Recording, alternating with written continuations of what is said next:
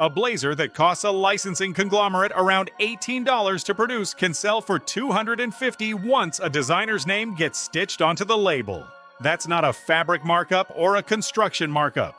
That's a 14 times premium for a logo, a runway show you'll never attend, and a marketing budget bigger than most small businesses. Today, we're going through 5 brands charging you for the name and 5 brands that actually earn what they charge. Dollar for dollar. No sponsorships on this one, just the numbers. Let's start with the ones taking you for a ride. Number 10. Tommy Hilfiger. The clothes are usually built from a standard polycotton blend. The same fiber mix you'll find in shirts at a third of the price in a big box store. What you're actually paying for is decades of heritage marketing, the American flag branding plastered across half the catalog, and runway shows that reportedly cost millions to stage every season. The production side is unremarkable. A basic polo here can run $40 to $50, while the actual cost to manufacture a shirt built from that same blend is reportedly closer to $5 or $6 once you factor in bulk fabric pricing and overseas labor. Strip away the flag logo, and the price should drop by half, but it won't, because the markup exists to fund the image, not the garment. Number 9. Armani Exchange. This is the diffusion line meant to bring Armani-level branding down to a price regular shoppers can afford. But the materials tell a different story than the marketing does. Most pieces use a polyester viscose blend that reportedly costs pennies on the dollar to manufacture at scale. The premium comes almost entirely from the logo across the chest. Strip the branding off and you've got a shirt that belongs on the clearance rack at a discount retailer, not on a $60 price tag with an italic A/X stitched into it. Number 8. DKNY. Donna Karan launched the label in 1989 with real design intent behind it, built around the idea of dressing busy New York women in versatile, well-constructed pieces that could move from a boardroom to dinner without a change of clothes. The brand changed hands more than once over the following decades, eventually landing with a licensing conglomerate, and Donna Karan herself stepped away from day-to-day design years ago. Today, the label contracts production out to whichever manufacturer wins the bid that season, which means the factory making your DKNY jacket this year might have nothing to do with the one that made last year's. There's little continuity in craftsmanship from one collection to the next, because there's little financial incentive to maintain it once the brand becomes a licensing asset instead of a design house with a point of view. You're paying for 3 letters that used to mean something specific and now mean whoever holds the contract this year. Number 7. Michael Kors. The accessories line leans heavily on bonded leather, a material made from scraps and leftover leather fibers glued together with a polyurethane coating and embossed to look like a full hide. It looks convincing on day one under store lighting, and most shoppers can't tell the difference standing at the counter. It starts peeling, flaking, and cracking within a year or 2 of regular use, especially anywhere the bag flexes like corners and handles, because bonded leather doesn't have the fiber structure to hold up under repeated stress the way a full hide does. Real full-grain leather at a comparable price point exists from other brands that don't spend as much on advertising and celebrity ambassadors. Michael Kors is charging logo money for a material that reportedly won't survive a single New York winter of daily use. Number 6. Calvin Klein. Here's the part that stings the most out of this whole first half. A lot of Calvin Klein product comes off the same production lines as mid-tier brands you'd never think to pay a premium for. Same factories in some cases, same base materials, same construction methods, sometimes even the same stitch count per inch. The only difference by the time it hits the shelf is the label sewn into the collar and the price tag attached to it.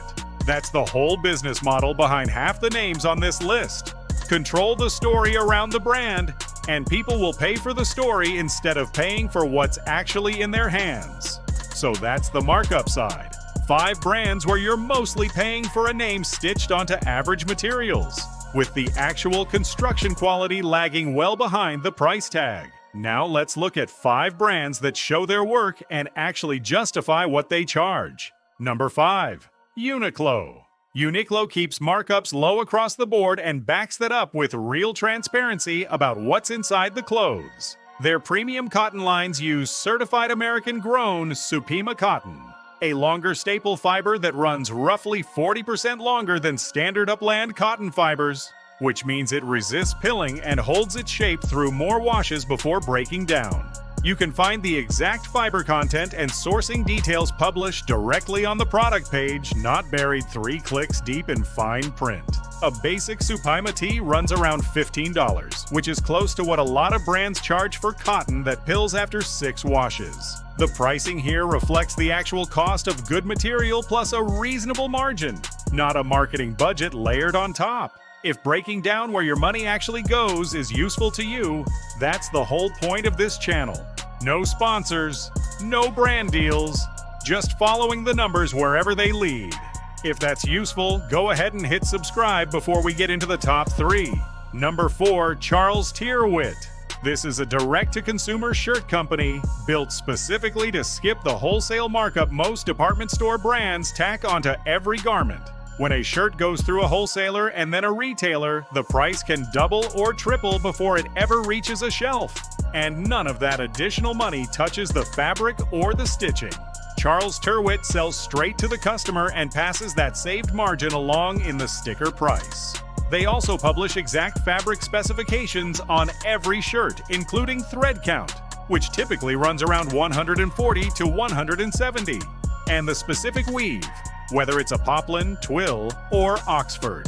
Compare that to a mall brand that just prints premium cotton on a hang tag and calls it a day, offering no actual numbers to back the claim up. Number 3, Gustin. Gustin runs on a crowdsourced pre-order model that changes the entire cost structure of making clothes. A design gets posted online, and it only goes into production once enough people commit to buying it, usually within a set window of a few days. That eliminates the single biggest hidden cost in retail clothing, which is unsold inventory sitting in a warehouse waiting to get marked down 50 or 60% at the end of a season. Because there's no leftover stock to write off, Gustin can source premium selvedge denim and Japanese fabrics, the kind that would normally carry a $300 price tag at a heritage denim brand, and sell it closer to cost. The trade-off is you wait several weeks for the batch to hit its minimum and go into production, instead of walking out of a store with the item same day.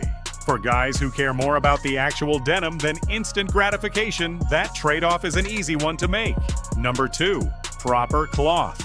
This is made-to-measure tailoring, meaning you submit a set of measurements through their site, and the shirt gets built to your actual body instead of pulled off a generic size chart designed around an average that fits almost nobody perfectly.